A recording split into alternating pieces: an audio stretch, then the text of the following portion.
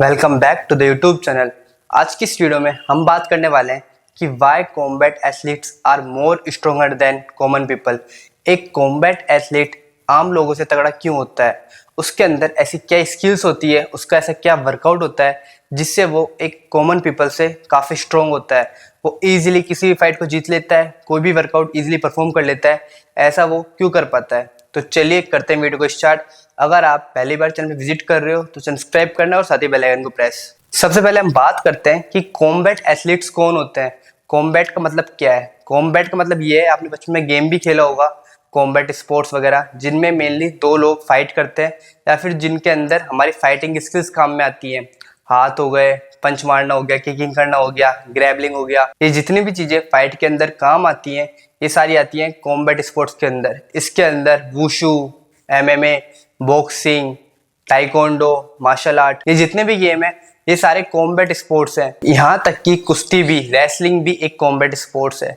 तो अब हम बात करते हैं कि ये लोग इतने स्ट्रोंग कैसे होते हैं। जो कॉम्बैट एथलीट होते हैं इनका वर्कआउट बहुत ज्यादा हैवी होता है, बहुत ज्यादा स्ट्रोंग होता है। स्पोर्ट्स के अंदर, कॉम्बैट स्पोर्ट्स के अंदर सिर्फ आपको एक पर्टिकुलर चीज पे काम नहीं करना है, आपको ओवरऑल चीजें लेके चलनी है। जब भी आप रिंग के अंदर या फिर आपका जो मैट है या फिर आपका जो एरेना है उसमें आप जब भी परफॉर्म कर पाओगे, जब आपकी बॉडी के अंदर कंप्लीट कैपेसिटी होगी उस चीज को परफॉर्म करने की। सपोज अगर आपके अंदर सिर्फ स्टेमिना है, स्पीड नहीं है, पावर नहीं है, तो भी आप फाइट नहीं जीत सकते। आपके अंदर बहुत तगड़ी स्पीड है पर आपके अंदर पावर नहीं है, तो भी आप फाइट नहीं जीत पाओगे। आपके अंदर बहुत ज्यादा पावर है, आप किसी की एक पंच मार दो तो वो नॉकआउट हो जाए, तो भी आप फाइट नहीं जीत पाओगे कॉम्बैट स्पोर्ट्स के अंदर, क्योंकि वहां पे सब चीजें मैटर करती है। आपके अंदर बहुत पावर है बट आपका स्टेमिना कम पड़ रहा है, आपके अंदर स्टेमिना ही नहीं है, आप उसको कंटिन्यू परफॉर्म ही नहीं कर पा रहे। दैट्स वाई एक कॉम्बैट एथलीट हर तरीके का वर्कआउट परफॉर्म करता है जिसके अंदर endurance, stamina, flexibility, agility, coordination, balance workout, ये जितने भी तरह के वर्कआउट होते हैं वो हर एक कॉम्बैट एथलीट परफॉर्म करता है। इनके अलग अलग सेशन चलते हैं। जैसे मैं बॉक्सिंग खेलता हूँ, मैंने बॉक्सिंग के अंदर खूब ट्रेनिंग करी है, तो बॉक्सिंग के अंदर मैंने माइनर से माइनर चीजों की ट्रेनिंग करी है। और ये ट्रेनिंग हम क्यों करते हैं? सिर्फ रिंग में 3 मिनट अपने आप को कंटिन्यू परफॉर्म करने के लिए। हम रिंग में 3 मिनट कंटिन्यू खेल पाए। अब आपको लग रहा होगा कि यार 3 मिनट खेलना कौन सी बड़ी बात है। मैं आपको एक टास्क देता हूं, आप करके देखना। आप 30 सेकंड सिर्फ कंटिन्यू ऐसे स्पीड से पंच मारना।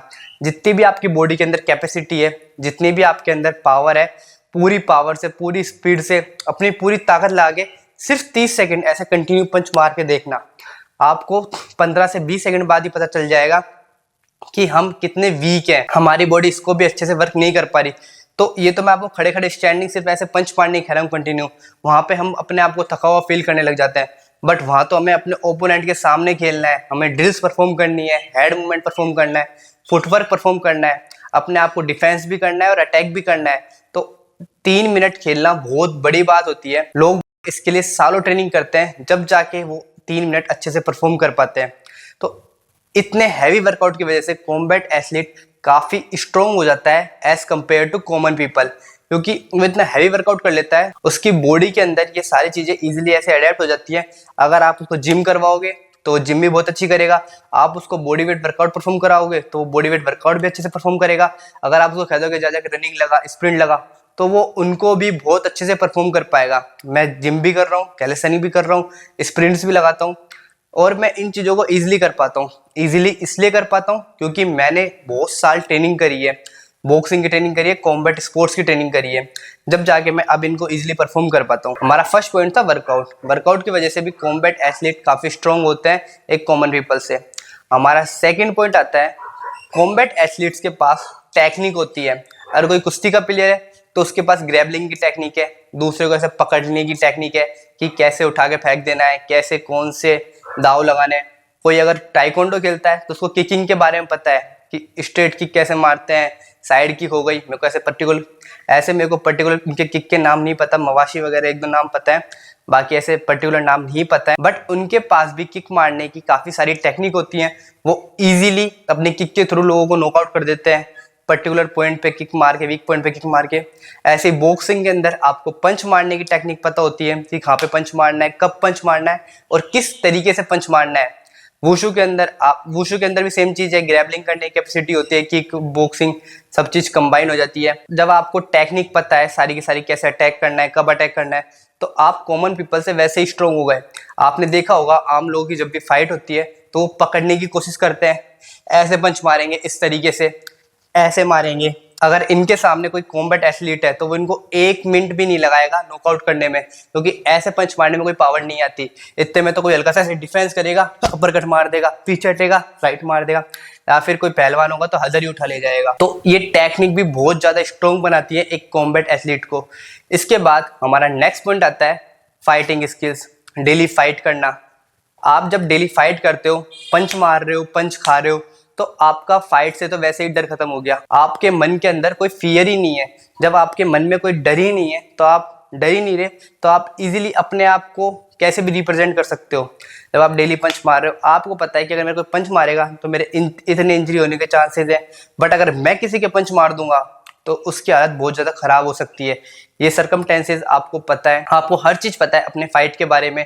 आप डेली फाइट कर रहे हो, आपको फाइट का डर ही खुल गया। एक जो नॉन कॉम्बैट एथलीट होते हैं उनके मन में फिर भी एक डर होता है कि यार फाइट में मैं कैसे अटैक करूंगा, कहीं मैं इसके ऐसे मारूंगा तो कहीं मेरे ना लग जाए, किस तरीके से मुझे अटैक करना चाहिए। बट एक कॉम्बैट एथलीट बिल्कुल भी नहीं सोचता, वो डेली इन चीजों की रेपिटेशन निकालता है। आप जितनी ज्यादा रेपिटेशन निकालोगे वो उतनी ज्यादा आपके माइंड और मसल कनेक्शन को इंप्रूव कर देगा। अब पता है मेरे को अटैक कर रहा है तो मुझे अटैक ऐसे डिफेंस करके ऐसे अटैक करना है, मेरी बॉडी अपने आप वर्क करेगी।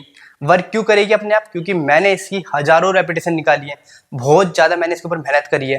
तो जब आप पर्टिकुलर चीज के ऊपर इतनी मेहनत कर रहे हो तो आप इजीली अपनी फाइट को वैसे ही जीत लोगे, क्योंकि आप डेली फाइट कर रहे हो, आपको डर ही नहीं है फाइट का। ये भी एक रीजन है कॉम्बैट एथलीट के तगड़े होने का। इसके बाद हमारा नेक्स्ट पॉइंट आता है, जितने भी कॉम्बैट एथलीट्स होते हैं सबको वीक पॉइंट पता होता है। उनको पता है कि अगर मैं इसके यहाँ पे एक अटैक कर दूंगा तो ये नॉकआउट हो जाएगा, वापिस खेलने के काबिल ही नहीं रहेगा। तो ये जो वीक पॉइंट होते हैं इनके ऊपर मैंने वीडियो बना रखी है कि कौन कौन से वीक पॉइंट होते हैं। तो वीक पॉइंट के बारे में इनको पता होता है, अटैक करने के बारे में पता होता है। जब आपको वीक पॉइंट पता है और वीक पॉइंट के ऊपर कैसे अटैक करना है ये आपको पता है, तो आपके मन में डर ही नहीं होगा फाइट का। सपोज दो जने आपस में लड़ रहे हैं, बस एक तो ऑब्जर्व कर रहा है कि मुझे यार अटैक करना है, कुछ करना ही नहीं है। दूसरा सोच रहा है कि यार मैं इसके ऊपर कैसे अटैक करूं, इसको पकड़ूं, ऐसे मारूं या फिर क्या करूं। तो कौन सा ज्यादा स्ट्रांग हुआ? जो सिर्फ ऑब्जर्व कर रहा है कि ये मेरे पास आएगा तो इसको ऐसे अटैक कर दूंगा, दूर है कोशिश करेगा मारने की तो बैक स्टेप लेके राइट मार दूंगा, इजीली कैसे भी अटैक कर दूंगा अगर ये मेरे पे अटैक करता है तो। और आप एक चीज हरदम नोटिस करना, कॉम्बैट एथलीट कभी भी आगे से लड़ाई नहीं करते हैं, क्योंकि उनको सब पता रहता है कि अगर मैं इसके अटैक कर दूंगा तो इसकी कंडीशन बहुत ज़्यादा खराब हो सकती है, इसके बहुत ज़्यादा लग सकती है। तो मैं भी आपको ये सजेस्ट करूंगा, अगर आप एक अच्छे एथलीट हो तो कभी भी आगे से लड़ाई मत करना, और अगर आप नॉन एथलीट हो तब भी आगे से लड़ाई मत करना। आपको पता नहीं है कि सामने वाला कौन है, कैसा है, क्या पता आपको एक पंच में ढेर कर दे, गए आपका एक हफ्ता ही खराब हो जाए सीधा इंजरी से रिकवर होने में। तो इसलिए आगे से लड़ाई नहीं करनी चाहिए। ये भी एक पॉइंट है कॉम्बैट एथलीट के स्ट्रॉन्ग होने का। इसके बाद हमारा नेक्स्ट पॉइंट आता है कॉन्फिडेंस लेवल। अगर आपका कॉन्फिडेंस हाई है तो आप अपने आप को वैसे ही काफी लोगों से स्ट्रॉन्ग समझोगे, अलग समझोगे। अगर हमारा कॉन्फिडेंस लेवल लो है तो हम अपने आप को कुछ समझेंगे ही नहीं, हमें वैसे ही डर में रहना पड़ेगा। कॉन्फिडेंस तो है ही नहीं तो हम डर में ही रहेंगे कि अरे मेरा अटैक कर देगा, अब अटैक कर देगा, इस ट्रेनिंग को मैं कैसे परफॉर्म करूंगा। कॉन्फिडेंस लेवल भी बहुत मैटर करता है, और कॉम्बैट एथलीट का कॉन्फिडेंस लेवल बहुत ज्यादा हाई होता है। जितने मैंने आपको पॉइंट बताए ये सारे पॉइंट्स कॉन्फिडेंस लेवल हाई करते हैं।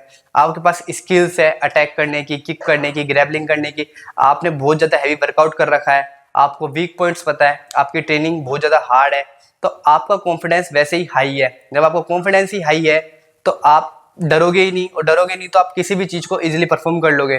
तो हम अपने कॉन्फिडेंस को कैसे इंप्रूव कर सकते हैं? इसका एक ही तरीका है कि कोई ना कोई एक ऐसा स्पोर्ट चुनो जिससे आपकी सेल्फ डिफेंस की स्किल स्ट्रॉन्ग हो, आपका वर्कआउट स्ट्रॉन्ग हो, आपकी फिटनेस लेवल स्ट्रॉन्ग हो, कार्डियोवास्कुलर कैपेसिटी स्ट्रॉन्ग हो, जिससे आप चीजों को और भी ज्यादा अच्छे से परफॉर्म कर पाओ। मैं ये बात इसलिए बता रहा हूँ क्योंकि आजकल मैं नोटिस करता हूँ मैक्सिमम लोग जिम कर रहे हैं, जिम को उनने फिटनेस समझ लिया है, बट जिम एक फिटनेस नहीं है। अगर आप 2 घंटे वेट उठा रहे हो और आप 5 मिनट रनिंग नहीं कर सकते तो आपका फिटनेस लेवल नहीं है।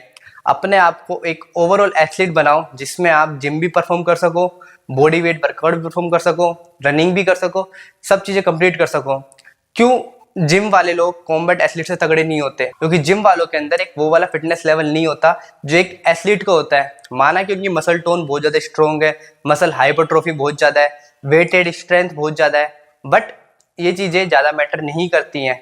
ये तो कंटिन्यूस चीज को परफॉर्म करते जा रहे हैं तो हो गया। तो इसलिए आपको सिर्फ जिम पे डिपेंडेंट नहीं होना है। अगर आप चाहते हो कि आपकी कभी फाइट हो, आपको कभी डरना ना पड़े, आप कहीं पे कभी भी कैसी भी ट्रेनिंग परफॉर्म कर सको, आप जैसी ट्रेनिंग करना चाहते हो आप वैसी ट्रेनिंग परफॉर्म कर सको, तो इसलिए आपको सारे वर्कआउट परफॉर्म करना बहुत जरूरी है।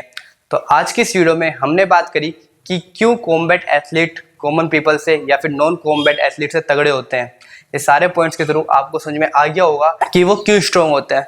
तो होप इस वीडियो से आपको हेल्प मिली होगी। काफी लोग पूछ रहे थे कि कॉम्बैट एथलीट के क्या फायदे हैं, कॉम्बैट एथलीट इतने स्ट्रॉन्ग क्यों होते हैं। तो होप उनका ये डाउट दूर हो गया होगा। अगर आपका अब भी कोई डाउट है तो आप मुझे कमेंट सेक्शन में कमेंट करके पूछ सकते हो, और साथ ही आप मुझे इंस्टाग्राम पे फॉलो कर सकते हो फॉर डेली वर्कआउट्स _जितेन_शर्मा पर। मिलते हैं नेक्स्ट वीडियो में। जब तक ले प्रैक्टिस करते रहे, अपना ध्यान रखें।